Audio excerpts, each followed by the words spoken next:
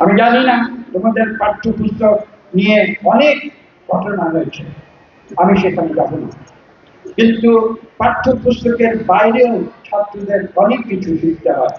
পাঠ্যপুস্তকে জোর করে কোনো গল্প লিখে সেই গল্প ছাত্রদের পড়িয়ে দিলেই যে ছাত্ররা সেটা বিশ্বাস করবে তার কিন্তু কোনো কথা নেই।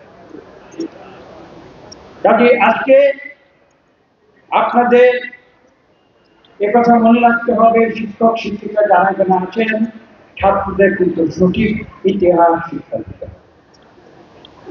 জোর করে ভুল শিক্ষা দিয়ে যে কোনো কিছু অর্জন করা যায় না তার প্রমাণ কিন্তু গত 15 বছরে আপনারা দেখেছেন।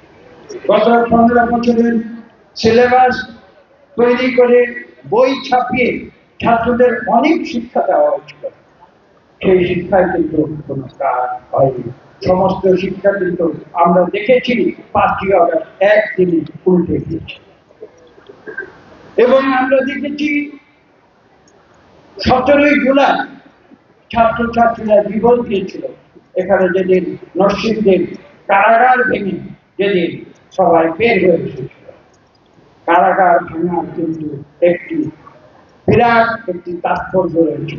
আমি তোমাদের অনুরোধ করব তোমরা ফরাসিদের স্বাধীনতার ইতিহাস ফরাসিদের স্বাধীনতার ইতিহাসে তোমরা নিশ্চয়ই শুনেছ যে প্যাস্ট্রির কারাগার ভেঙে ফ্রান্সকে নতুন করে স্বাধীনতা দেওয়া হয়েছিল। আমরাও কিন্তু বাংলাদেশে তাই দেখেছি। মানুষ বলে যেমন 5ই আগস্ট এমন পরিস্থিতি সৃষ্টি হয়েছে যেন বাংলাদেশ আবার নতুন করে দ্বিতীয়বার স্বাধীন হয়েছে।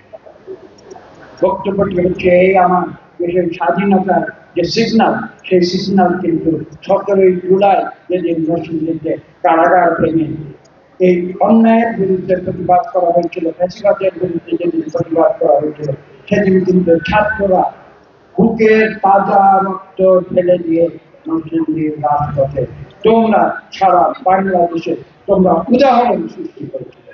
আমি তোমাদের অভিনন্দন।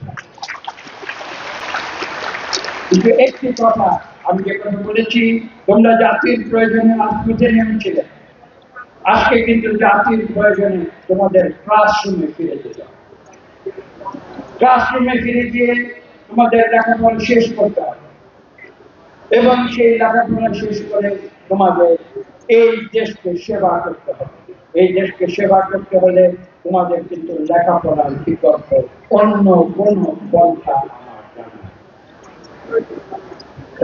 এই বিশ্বাস নিয়ে তোমরা ভবিষ্যতে সামনের দিকে এগিয়ে যাবে, এই প্রত্যাশা ব্যক্ত করি।